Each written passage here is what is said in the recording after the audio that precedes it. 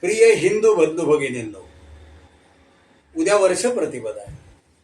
म्हणजेच नव्याने सुरू होणाऱ्या शालिवाहन शकाचा उद्या प्रारंभ दिन आहे, पहिला दिन आहे.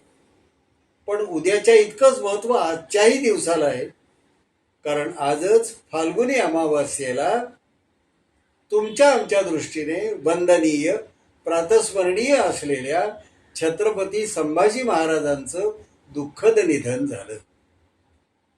आपण विसरू शकत नाही मित्रांनो की या संभाजी महाराजांनी हिंदू धर्मासाठी बलिदान केलं.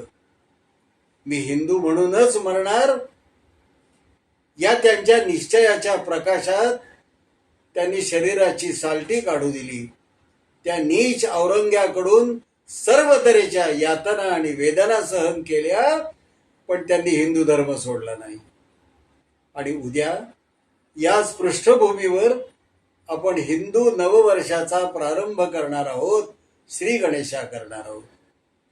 माझी आपणाला सगळ्यांना विनंती आहे की याच पृष्ठभूमीवर उद्या जेव्हा संसदीय निवडणुका होतील तेव्हा भारतीय जनता पार्टीला, नरेंद्र मोदींना आणि अमित शहांना घवघवीत यश मिळवून देण्याचं दायित्व नियतीनं आपल्या खांद्यावर सोपवलं आहे.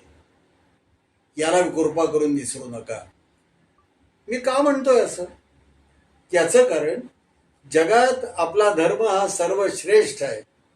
तो अन्य कोणत्याही धर्माचा द्वेष करायला शिकवत नाही. आपण मुसलमानांना सांगतो, ख्रिश्चनांना सांगतो, तुम्ही मशिदीत जा, चर्चमध्ये जा, तुमचे सगळे सण सोहळे आनंदाने साजरे करा. परंतु ज्याप्रमाणे हिंदू तुम्हाला हे स्वातंत्र्य देतो ते स्वातंत्र्य आम्हा हिंदूंनाही तुम्ही द्या. यात गैर काय आहे?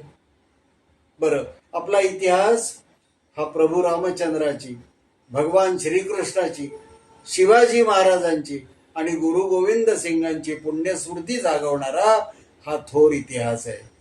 या इतिहासाला जपायचं आहे आणि म्हणूनच नरेंद्र मोदींच्या नेतृत्वाखालच्या भारतीय जनता पार्टीला 100% निर्भेड यश मिळवून द्यायचंय.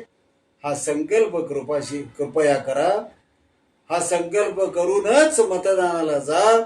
मतदान योग्य ठिकाणी पडेल याची काळजी घ्या, ही विनम्र विनंती करतो आणि माझं निवेदन थांबवतो.